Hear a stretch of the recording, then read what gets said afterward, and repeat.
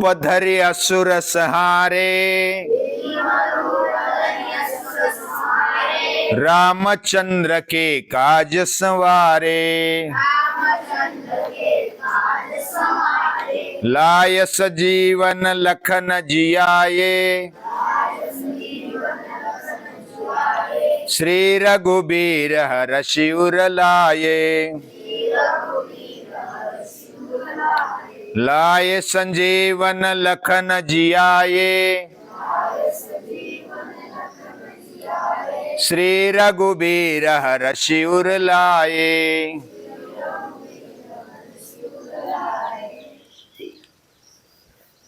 कौन से भी प्रसंग में, कौन से भी कार्य में हनुमान हमारा आदर्श है। Hanuman is an ideal for us. हमारे लिए, पूरे मनुष्य मात्र के लिए, स्त्री हो पुरुष हो सभी के लिए, वह कोई भी संकट से डरता नहीं है, लेकिन अपना कार्य करते रहता है। और डरते तो क्या होता है, डरते तो हम जो भी कर सकते वो भी नहीं कर सकते।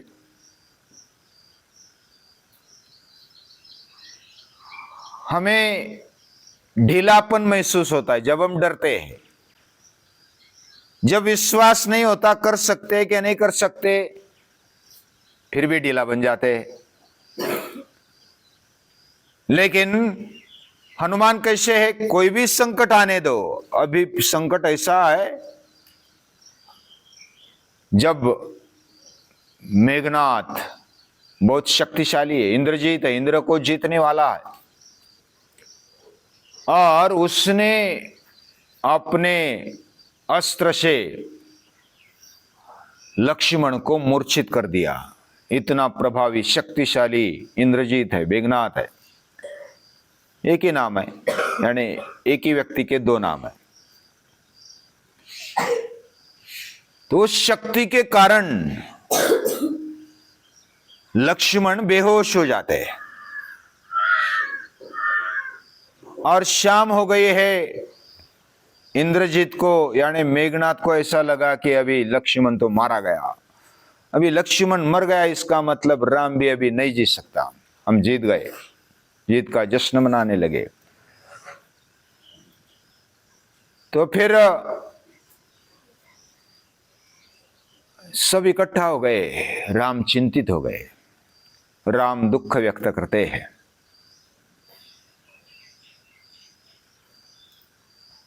पत्नी सीता को भी वापस नहीं ले जाऊंगा तो कोई बात नहीं है, रावण को नहीं मारूंगा तो भी कोई बात नहीं है, अलग अलग संकट आ जाए तो भी कोई बात नहीं है, लेकिन लक्ष्मण नहीं रहेगा तो मैं भी नहीं रह सकता। वो दो शरीर एक प्राण थे, जिधर राम जाता है उधर लक्ष्मण जाता है बिना बुलाए, और जिधर लक्ष्मण जाता है उधर राम जाता है। ये दोनों दो शरीर और एक प्राण है। बहुत दुख हुआ है राम को। तो बिना समय गवाए विभीषण क्या बोले कि इधर सुषेण वैद्य है लंका में, और वो रावण का वैद्य है, राज वैद्य है, उसको लेकर आ जाओ। लेकिन क्या वो ट्रीटमेंट देगा? शत्रु पक्ष में लखन की ट्रीटमेंट देगा वो? तो उसको समझाना पड़ेगा। हनुमान जाते, तुरंत जाते, बिना समय गवाए तुरंत सुषेण को कंधे पर बिठा लिया, बिना ज्यादा बात किए कंधे पर बिठा लिया। अभी अर्जेंट काम है, बात करने का समय नहीं है, आप बैठो और चलो, एक पेशेंट है। अभी हनुमान तो एक तो जबरदस्त थे, नहीं बोलने की ताकत नहीं थी कोई भी हो, तो सुषेण को कंधे पर बिठाकर तुरंत लेकर आए। आते आते समझाया आदर्श वैद्य कैसा होता है। और राम लक्ष्मण कौन से कार्य में व्यस्त है और न्याय का भी पक्ष है। आपको ये करना बहुत ही आवश्यक है, महत्वपूर्ण है। आप प्रभु कार्य में, राम कार्य में सहभागी हो रहे, आपका गौरव होता है, ये हमारा सम्मान है। मैं भी प्रभु कार्य, राम कार्य करता हूं और आप भी मेरे से जुड़ जाए। तो सुषेण बहुत ही सज्जन थे, वो अच्छे वैद्य थे। उन्होंने मान लिया कि मैं दिल से ट्रीटमेंट कर लूंगा। और वैद्य का, डॉक्टर का धर्म ये होता है, जो भी बीमार है, शत्रु पक्ष का हो, घर के पक्ष का हो, मित्र पक्ष का हो, उसको उसमें कोई लेन देन नहीं होता। उसकी सेवा करना यही उसका धर्म है। और वो सचमुच लक्ष्मण के पास आते, देखते हैं, और मूर्छा ऐसी है कि इसको संजीवनी दिए बिना चारा नहीं है। और 12 घंटे का सिर्फ समय है। 12 घंटे अगर संजीवनी बूटी उसको नहीं मिली, लक्ष्मण को नहीं मिली, तो वो बता नहीं सकते क्या होगा। चिंता बढ़ गई। और संजीवनी किधर है? लंका तो दक्षिण में है, पूरे 3000 किलोमीटर। और हिमालय किधर है? उत्तर में। उधर द्रोणागिरी है। द्रोणागिरी पर संजीवनी जड़ी बूटी है, और वो बूटी लाना है। और कितना समय है? 12 घंटे। इतना लंबा जाना है। हनुमान ने विचार नहीं किए ज्यादा, तुरंत बिना समय गवाए उड़ान भरते। उड़ान भरते हैं, यानी पहले काम उन्होंने किया, सुषेण को लाया, सुषेण वैद्य को लाया। दूसरा काम उसने उड़ान भरी, तुरंत जो भी कार्य करना चाहिए बिना समय गवाए करना चाहिए। बीच में उसको समंदर लग गया, उधर मगर लग गई, क्रोकोडाइल्स। तो वो उछलने लगी और आड़े आने लगी खाने के लिए। लेकिन वो ऋषि शाप से युक्त होकर मगर बन गए थे, और इतनी जल्दबाजी में वो बीच में आ गई, तो क्या करेंगे। तो उसको फटकारा, एक फटका लगाया और वो मर गई। मर गई। उसने भी प्रार्थना की थी, मुझे मार डालो। और वो मगर ऋषि शाप युक्त होकर, मगर होकर जी रहे थे, लेकिन वो उनको मुक्त करा दिया। अभी मगर ने, ऋषि ने आशीर्वाद दे दिया कि मैं मुक्त हो गया, तू अभी तेरे कार्य में सफल हो जाए, इसी में शुभेच्छा देता हूं, आशीर्वाद देता हूं। वो फिर उधर से फिर आगे चलते तो संकट कम नहीं है। कालनेमी बीच में आ गया। कालनेमी नाम का राक्षस है, वो बहुरूपिया है, वह मायावी है। उसने ब्राह्मण का वेश धारण कर लिया है, और वो हनुमान को कैसे भटकाया जाए, ये जो प्रयास है ना, गुप्तहेर, रावण के गुप्तहेर बराबर नजर रख रहे थे, और सभी और मैसेज पहुंचा रहे थे कि लक्ष्मण की ट्रीटमेंट ही नहीं हो जाए। सुषेण को तो लाया जबरदस्ती, बीच में मगर आ गई, उसको मार दिया। अभी कालने में आया है, वो उसको भटकाने लगा, वो अनाप शनाप बातें करने लगा, ब्राह्मण का रूप लिया है, और वो बड़ी वेदों की बातें कर रहा है, तत्व ज्ञान की बातें कर रहा है, उसको भटका रहा है, उसका समय गवा रहा है। उसने फिर उसको दबोचा। जो ब्राह्मण है तो भी क्या, मुझे अभी उसका कोई लेना देना नहीं है। मेरे कार्य में कोई भी आड़े आ जाए, प्रभु कार्य है, राम कार्य है, कोई भी संकट आ जाए, मैं छोड़ूंगा नहीं। उसको फिर दबोचा और मार दिया कालनेमी को। फिर आगे बढ़ता है। आगे बढ़ते हुए उधर जाता है द्रोणागिरी पर्वत के पास। सुषेण, वैद्य सुषेण ने तो वर्णन किया था कि जड़ी बूटी ऐसी है, वैसी है, ऐसी चमकती है, ऐसा पेड़ है, लेकिन देखा नहीं था हनुमान ने। संजीवनी कौन सी है वर्णन तो किया, लेकिन अभी बहुत सारी चमकने लगी तो क्या करेंगे। वो भ्रमित हो गए हनुमान, कौन सी ले जाए, अभी समय तो कम है, क्या करेंगे। तो पर्वत को उखाड़ा, पूरे पर्वत को उखाड़ लिया और हाथ पर ले लिया। और ऐसा चित्र भी हम देखते हैं ना, बहुत बार चित्र हनुमान का कैसा है, द्रोणागिरी हाथ पर ले लिया है और नीचे कालनेमी को दबाया है। जो दुष्ट है या तो दुर्विचारी है, संकट है, उसको मारकर, उसको लांग कर हमें जाना है और ऊंचा ध्येय रखना है, द्रोणागिरी पर्वत को उठाना है। हमें जीवन में क्या करना चाहिए, हनुमान को देखकर ऐसा लगना चाहिए कि हमें जीवन में ऊंचा ध्येय रखना चाहिए, पहाड़ जैसे ध्येय को हमारे हाथ में लेना चाहिए और जो भी संकट आ जाए, समस्या आ जाए, उसको पांव के नीचे दबाना चाहिए, उससे डरना नहीं चाहिए। तो उधर से निकला, बीच में फिर ऐसा बोलते हैं कि अयोध्या आ गए। अयोध्या के ऊपर से अभी लंका से निकले, द्रोणागिरी हिमालय की ओर चले गए, हिमालय से निकले, पर्वत ले लिया, बड़ा पर्वत, और पर्वत उठाने के लिए तो बड़ा रूप लेना पड़ेगा ना, तो बड़ा रूप ले लिया। अंधेरे में भरत तो सावधान थे, रात दिन वो जगते थे, जैसे लक्ष्मण जगते थे वनवास काल में, वैसे भरत भी जगते थे। उसने देखा कि कोई राक्षस जा रहा है और राम इधर गया है, उस पर कोई संकट ना आ जाए और ये राक्षस किसी ना किसी को तकलीफ देगा, ऐसा सोच करके भरत ने क्या किया, एक बाण मारा हनुमान जी को। हनुमान जी को बाण मारा तो वो गिर पड़े, पर्वत के साथ गिर पड़े। फिर बाद में पता चला कि अरे ये तो हनुमान है, ये तो राम के कार्य के लिए जा रहा है। अभी तो उनको बहुत दुख लगा, पीड़ा हो गई भरत को। उसने फिर तुरंत ट्रीटमेंट करते हुए हनुमान को ताकत दी और भी वेग बढ़ जाए, इसलिए मैं भी एक बाण छोड़ता हूं, उससे और वेग बढ़ेगा और उसका आधार लेकर के तो जा। ऐसी कहानियां हैं। यानी भरत के मन में भी भ्रम उत्पन्न हुआ था कि ये राक्षस है, बड़ा रूप दिखा, तो अभी हनुमान की पहचान नहीं थी तब। और हनुमान ने भी भरत को देखा नहीं था,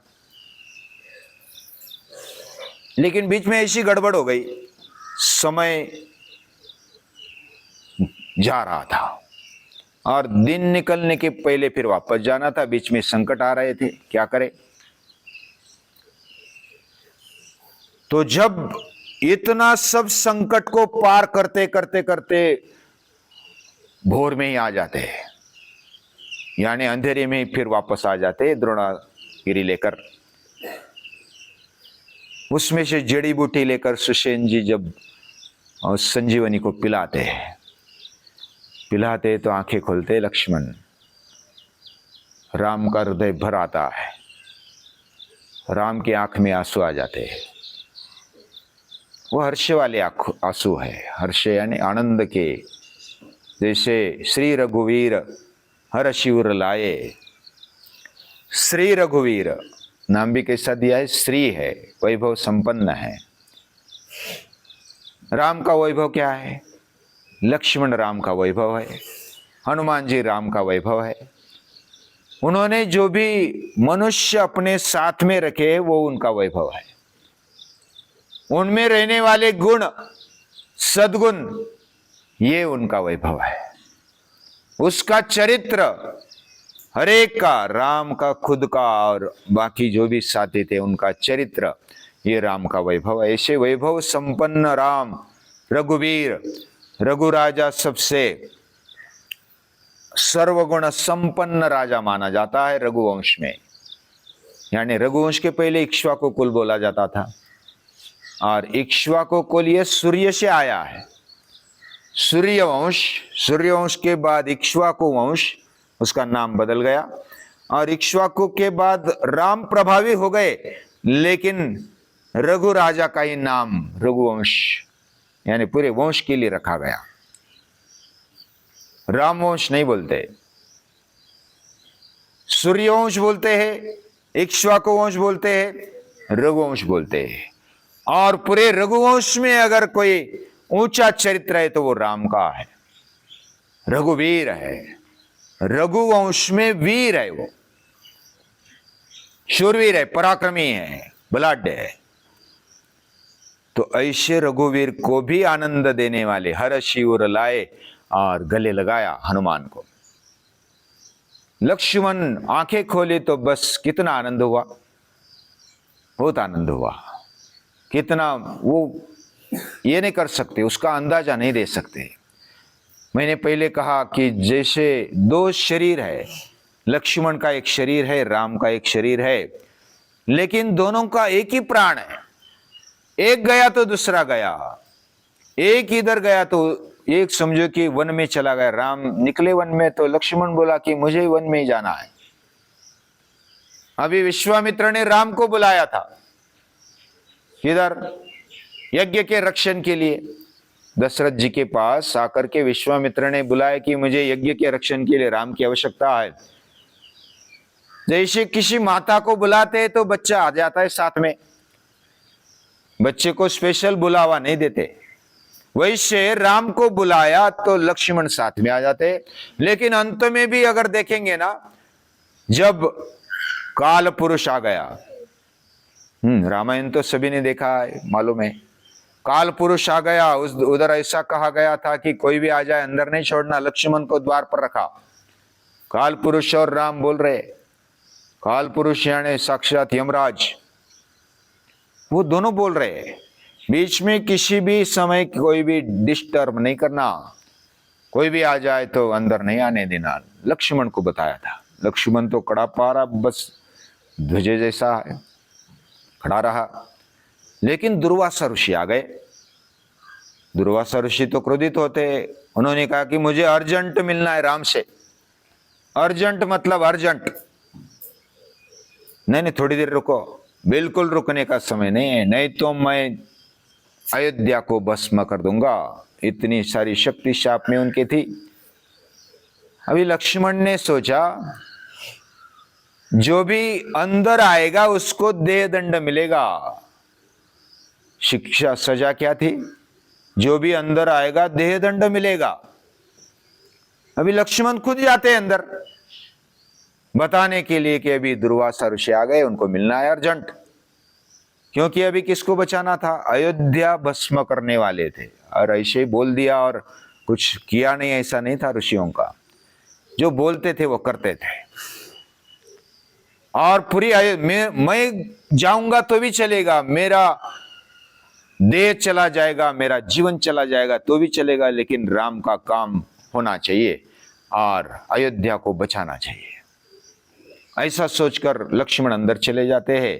और वो उठ ही रहे थे, यानी कि उनका भी अभी मीटिंग हो गया था, उठ ही रहे थे। और फिर लक्ष्मण ने नियम तो तोड़ दिया। फिर राम ने बोला कि मैंने जो तय किया था वैसा तुझे तो करना ही पड़ेगा, मुझे छोड़ना पड़ेगा, तुझे देह दंड है। अभी लक्ष्मण को तो देह दंड दे दिया राम ने, लेकिन राम रुक नहीं सके। लक्ष्मण जैसे शरीर में प्रवेश करते हैं वैसे राम भी उनके पीछे प्रवेश करते हैं। जिधर लक्ष्मण है उधर राम है, जिधर राम है उधर लक्ष्मण है। कहने का मतलब इतना प्रेम था, इतना प्रेम किधर देखने को नहीं मिलता। और हनुमान जी वो संकट हरण है। हमें भी ऐसा लगता है कि हनुमान हमारे साथ है तो कुछ डरने की बात नहीं है। हम भी कुछ संकट आए तो हनुमान का स्मरण करते हैं। इतने बड़े रघुवीर को भी हर्ष देने वाले हनुमान वो गले लगाते हैं, हनुमान को गले लगाते श्री राम, और बहुत हर्षित होते हैं। ऐसे हर्ष भरे हमारा भी जीवन हो जाए। हमारे साथ हनुमान है, हमारा जीवन भी आनंदी होता है और संकट से समस्याओं से दूर आ जाता है। उनको नमस्कार है, प्रणाम है।